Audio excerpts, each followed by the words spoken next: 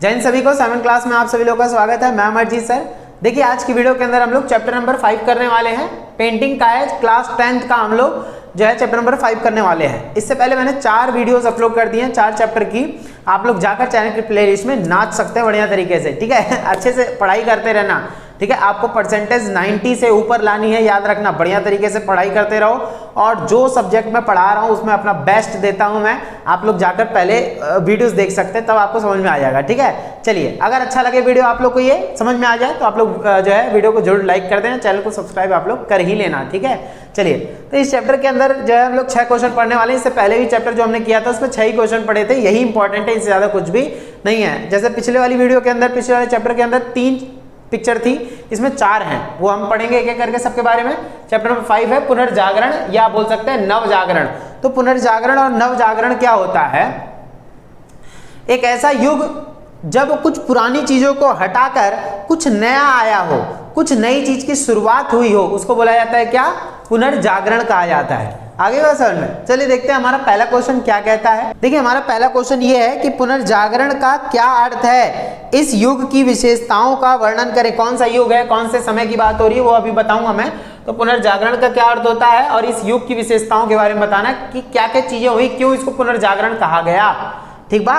देखिए, तो पुनर्जागरण यानी 14वीं से 17वीं सदी के में कला, याद रखना 14 से 17वीं शताब्दी की जो बीच का टाइम पीरियड है ना, उस टाइम पे ये माना जाता है कि पुनर्जागरण आया, पुनर्जागरण हुआ, कुछ नया हुआ, क्योंकि कला के क्षेत्र में नए नए विकास हुए, इसको तो पुनर्जागरण कहा जाएगा ना। जैसे वास्तुकला तथा साहित्य में, वास्तुकला मतलब घर मकान बनाने की कला, बनावट, और साहित्य लिखने की कला, इनमें और क्षेत्र में एक नए युग का सूत्रपात हुआ, यानी नया युग आया एक, और यही युग पुनर्जागरण कहलाया। और ये इसी युग को हम क्या कहते हैं? पुनर्जागरण कहते हैं, क्योंकि साहित्य में, कला में, वास्तुकला में, अलग अलग चीजों में जो है नई नई जो है तकनीक आई, या बोल सकते हैं नया नया विकास हुआ, उसकी को पुनर्जागरण कहा जाएगा, ठीक है। चलिए आगे देखते हैं। यह युग यूनान तथा रोम के प्राचीन प्रतिष्ठित संस्कृति की ओर जो है पुनरुत्थान के साथ हुआ। याद रखिएगा, नया नया जो टाइम पीरियड आया, जहां पहले लोगों की सोच जो है बहुत पुरानी होती थी, कुछ गलत होती थी, वैसे ही जब नया समय आया, 14वीं से 17वीं शताब्दी तक का टाइम पीरियड बोल रखा है इसके अंदर पुनर्जागरण का, तो लोगों की सोच बदली, कुछ नया लेकर आए लोग, ठीक है। देखिए, तो इस काल में नए प्रयोग हुए, 14 से 17 याद रखना, ठीक है, यही शताब्दी की बात हो रही है। नए तरीकों की विवेचन शक्ति और नए नियम तथा नई खोजों का युग माना जाता है। पुनर्जागरण युग को जो है जागरण युग भी कहा जाता है। इसी को जो है जागरण युग कहा जाता है, पुनर्जागरण युग कहा जाता है। पूछेगा कब से कब तक? तो 14 से 17वीं शताब्दी तक का काल पुनर्जागरण का काल माना जाता है। इसमें नई नई पिक्चर आई, कौन सी आई वो हम पढ़ने वाले हैं। सेकंड क्वेश्चन देखिए, तो सेकंड क्वेश्चन है आपका, वीनस का जन्म में वीनस को जो है किस प्रकार जो है प्रस्तुत किया गया है। तो वीनस को किस प्रकार प्रस्तुत किया गया, आप लोग पिक्चर देखें। देखिए, ये देवी के रूप में इनको दर्शाया गया है। देवी हैं जिनका जो जन्म सीप से हुआ है। तो इसमें थोड़ा सा मैंने ये कर रखा है, किताबों में भी इस तरीके से दे रखा है, क्योंकि ये जो पिक्चर है वीनस की, तो ये थोड़ा सा निर्वस्त्र दिखाया गया है, इस वजह से जो है उसको ढक दिया गया है। देखिए जरा, तो यहाँ पे क्या बोला जा रहा है, किसने बनवाया है ये चित्र? देखिए वीनस का, तो वीनस का जन्म क्या है? तो सैंड्रो बोत्तिचेली ने 1486 में, समय पता चल गया, किसने बनाया वो बता दिया मैंने। देखिए, तो इन्होंने क्या करा, वीनस का जन्म नामक चित्र बनाया। इस चित्र में वीनस को ग्रीस की प्राचीन देवी माना जाता है। ग्रीस की बहुत पुरानी देवी है ये, क्या नाम है इनका? वीनस।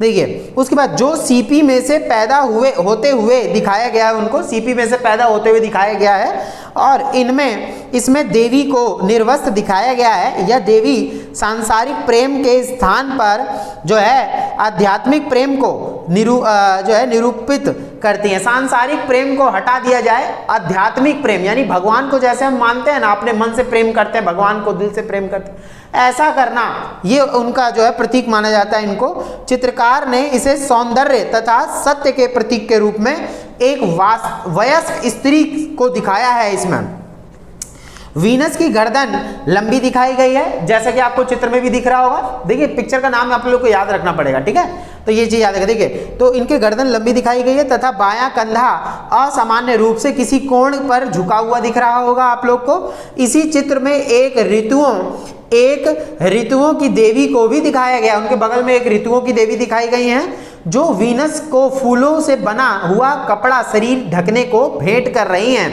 दिख रहा होगा पिक्चर में साफ साफ। इसी में दूसरी ओर पवन देव आ रहे हैं, जैसे देवदूत को वायु में प्रवाहित होते हुए करते हुए दिखाया गया है, उड़ के आ रहे हैं वो। और इन दोनों के बीच वीनस को बहुत विनयशील मुद्रा में खड़े हुए दिखाया गया है, बिल्कुल सभ्य और शालीन तरीके से दिखाया गया है। तो आपको मेन जो है इनमें नाम याद रख लेना है। वीनस देवी होगी ग्रीस की, ठीक है ना। चलिए, तो मेन चीज याद रखें, दिमाग अपने आप सब कुछ समझ में आ जाएगा, रटना नहीं है, समझना है, ठीक है। इनका जन्म किस रूप में हुआ, सीप से निकलते हुए दिखाया गया उनको, ठीक है। चलिए, उसके बाद एक आता है मोनालिसा का चित्र। इसके बारे में तो बहुत से बच्चों ने बचपन में ही पढ़ा होगा। मोनालिसा का चित्र क्या कहलाता है, ध्यान से देखिएगा आप लोग। देखिए, चेहरे पे एक मुस्कान है, जिस मुस्कान की वजह से इतना ज्यादा फेमस हुई है चित्र। देखिए, मोनालिसा इटली के महान चित्रकार लियोनार्डो दा विंची की प्रसिद्ध जो है चित्रकलाओं में से एक है। तो ये किसने बनाया, लियोनार्डो ने बनाया। ये आपको याद रखना है। यूं तो इसकी सभी कृतियों को बहुत प्रसिद्धि मिली, लेकिन इसे ही विशेष रूप से विश्वव्यापी ख्याति मिली मोनालिसा के चित्र को, बहुत फेमस हुई चित्र, ठीक है। देखिए, मोनालिसा को 16वीं शताब्दी में पहाड़ी लकड़ी पर तैलीय जो है माध्यम से बनाया गया है। तो कैसे, यानी कि बोल सकते हैं वाटर कलर टाइप का, या तेलों से जो यूज करते हैं कलर को, उस रूप में बनाया गया है। यह चित्र एक महिला की है, सब लोगों को पता ही होगा, महिला दिख रही है, महिला की है, जिसके चेहरे पर एक ऐसी रहस्यात्मक मुस्कुराहट है मानो वह दर्शक का स्वागत कर रही हो, यानी वो दर्शक का स्वागत कर रही हो, ऐसी इनके चेहरे पर मुस्कान नजर आ रही है। यह चित्र में पिरामिड डिजाइन में जो है बनाई गई है, पिरामिड डिजाइन के तौर पे इस चित्र को बनाया गया है, जिसमें उसके जुड़े हाथ, यानी हाथ जुड़े हुए दिख रहे होंगे, जुड़े हुए हाथ आधार का काम कर रहे हैं। नीचे से जुड़ा हुआ है, ऊपर इस तरीके से गया हुआ है, चित्र ऐसा दिखाया गया है। मोनालिसा के चित्र में उसके चेहरे पर बाल कहीं नहीं है, यानी भौरे नहीं है, पलकें नहीं दिखाई गई हैं, साफ साफ देखिए जरा, तो भवें या तथा पलकें तक नहीं दिखाई गई हैं। इस चित्र के पीछे एक विशाल प्राकृतिक दृश्य है, नेचर दिख रहा होगा पिक्चर के पीछे, और उसके बाद जिसमें बताया जा रहा है कि बर्फ से ढके पहाड़ दिखाए जा रहे हैं, घाटी तथा तिरछी नदी विचित्र है। और मोनालिसा की चित्र में मनुष्य को प्रकृति से जोड़ने वाली सूक्ष्म दृष्टि परिलक्षित होती है, यानी प्रकृति को मनुष्य जुड़ा हुआ दिखाया जाता है, प्रकृति से मनुष्य को जुड़ा हुआ दिखाया जा रहा है मोनालिसा के चित्र में। आगे बात समझ में। तो इस तरीके से आपको एक एक पॉइंट याद रखना है और बढ़िया तरीके पैराग्राफ बना के लिख सकते हो, इन्हीं से एक एक नंबर के क्वेश्चन भी कवर हो जाएंगे, ठीक बा। चलिए, तो दो चित्र हमने पढ़ लिए, वीनस का चित्र हो गया, मोनालिसा का हो गया। अब पिएता पर एक संक्षिप्त नोट लिखें। पिएता का चित्र क्या है फिर मैं बताऊंगा नेक्स्ट वाला। पिएता का पहले आप लोग पिक्चर देख लीजिए, ईसा मसीह को दिखाया गया इसमें। देखिए, पिएता पर एक संक्षिप्त नोट। तो 1498 से 99 में पिएता माइकल एंजेलो ने बनाया था। किसने बनाया था? माइकल एंजेलो द्वारा निर्मित मूर्ति है ये, और इसे एक सिंगल संगमरमर के पत्थर को तराश कर, अलग से कुछ नहीं लगाया गया, पूरा एक पत्थर था संगमरमर का, उसको तराश कर बनाया गया है। तो इसे संगमरमर की एक ही शिला से बनाया गया है, एक ही पत्थर से बनाया गया है संगमरमर के।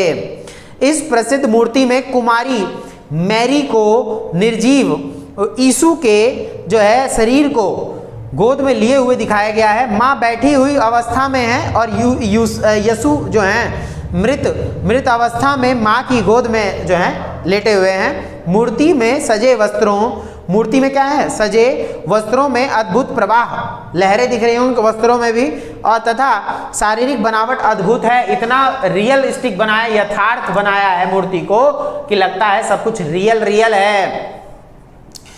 यह मूर्ति माइकल एंजेलो की श्रेष्ठतम कृतियों में से एक है। ये जो मूर्ति किसने बनाई है? माइकल एंजेलो ने। समय भी पता चल गया, माइकल एंजेलो ने बनाई है। और माता का नाम क्या हो गया यहाँ पे? माता का नाम जो है यहाँ पे मैरी हो गया। और कौन लेटे हैं उनकी गोद में? तो यीशु मसीह लेटे हुए हैं उनकी गोद में, ईसा मसीह जिसे हम बोलते हैं। ठीक है, चलिए, तो ये हो गया पिएता पर एक संक्षिप्त नोट। ठीक है, दी नाइट वॉच, ध्यान सुनिएगा, दी नाइट वॉच नामक चित्र का वर्णन करिए। दी नाइट वॉच क्या है? ध्यान सुनिएगा क्या बोला जा रहा है। तो दी नाइट वॉच एम्ब्रा द्वारा जो है रचित एक महान कृति है। किसने बनाया है इनको? एम्ब्रा ने बनाया है। इनका चित्र 1640 से 1642 के मध्य में हुआ, मतलब चित्रण इन्होंने बनाया था, चित्र वगैरह बनाया था 40 से 42 से 2 साल का समय लगा, ठीक है। उसके बाद इस चित्र में एक युवा कप्तान के अपने जो है अधीनस्थ लेफ्टिनेंट को अपनी कंपनी के गैर सैनिकों को वहां से चले जाने का आदेश देते हुए दिखाया गया है।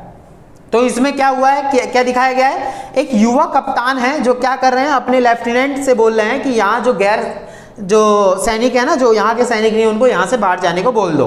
इस चित्र में प्रकाश तथा छाया का बड़ा प्रभावशाली प्रयोग है। चित्र में क्या दिखा रखा है, रोशनी भी दिखा रखी है और छाया भी दिखा रखी है, और ढोल बजाते हुए भी किसी को दिखाया गया। देखो, कप्तान को काली वर्दी पर लाल पेटी बंधे हुए दिखाया गया, चित्र में तो आपको दिख ही रहा होगा, और लेफ्टिनेंट तथा एक छोटी लड़की को पीली ड्रेस पहने हुए दिखाया गया है। लड़की की जो है पेटी पर सफेद मरा हुआ जो है चूजा को लटकता हुआ दिखाया गया है, चूजा लटकता हुआ दिखाया गया है। और उसके बाद जो दुश्मन की पराजय को दर्शाता है, पृष्ठ पूछेगा किसका प्रतीक है, तो दुश्मन की पराजय का। पृष्ठभूमि में एक ड्रम बजाने वाला, यानी पीछे बैक साइड में ड्रम बजाने वाला भी आदमी सिपाही है, प्रयाण में गति और शक्ति भरने के लिए खड़ा हुआ है, डम डम डम डम बजा रहा ताकि एक पावरफुल इमेज निकल के आए।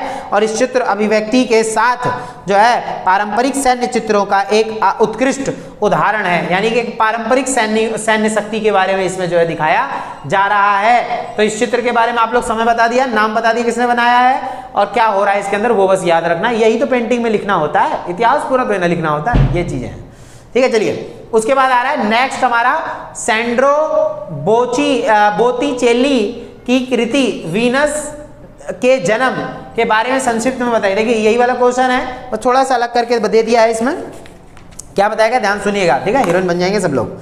वीनस का जन्म सैंड्रो बोत्तिचेली की महान कृतियों में से एक है, जो 1486 के आसपास जो है निर्मित हुई। दूसरी सदी होगा यहाँ पे, दूसरी सदी के महान प्राचीन यूनानी जो है कलाकारों की श्रेष्ठतम कृतियों से प्रेरणा पाकर बनाए गए चित्रों में इसकी गणना की जाती है। बहुत फेमस चित्र रहा ये भी, प्राचीन ग्रीक कलाकारों की प्रेरणा से बनी है ये, और यह कृति पुनर्जागरण की सबसे बड़ी मिसाल यानी जो है मानी जाती है। यही वाला चित्र जो आपको दिख रहा है बहुत फेमस हुआ, बहुत ज्यादा फेमस हुआ। इस चित्र में ग्रीस की प्राचीन देवी वीनस को सीपी में से जन्म लेते हुए दिखाया गया है। तो ये जो देखिए जितने क्वेश्चन करवाता हूं ना, बस आपको इतने ही ढंग से याद करने हैं, इन्हीं से ही छोटे क्वेश्चन भी बन जाएंगे, समझ लेना। बस मेन चीजें होती है उसको लिख भी लेना, आगे बात समझ में। चलिए तो ये चीज हमें याद रखना, बड़े तरीके से क्लियर हो जाएगा, सारी चीजें बहुत ईजी हैं, कुछ भी नहीं है। बस साइमन क्लास को आप लोग अपना प्यार देते रहें, इसी तरीके से पढ़ाता रहूंगा, एसएसटी वगैरह सारा कंप्लीट करा दूंगा। आप लोग अपना प्यार बस ज्यादा से ज्यादा भर भर के साइमन क्लास को देते रहें, ठीक है। चलिए अब मिलेंगे हम नेक्स्ट वीडियो के अंदर। अच्छा लगा हो तो लाइक जरूर कर देना, चैनल को सब्सक्राइब कर देना, बेल आइकन का बटन दबा के ऑल का बटन जरूर से प्रेस कर लेना, क्योंकि आने वाली सारी वीडियोस आप लोग को ढिंचक मिलती रहेंगी, ठीक है। चलिए मौज मस्ती के साथ पढ़ेंगे, मजे से पढ़ेंगे और अच्छे से पढ़ेंगे, 90 अबव लाना है, याद रखना आप लोग, ठीक है। चलिए तो अब हम मिलेंगे नेक्स्ट वीडियो के अंदर, तब तक के लिए जय हिंद, जय भारत।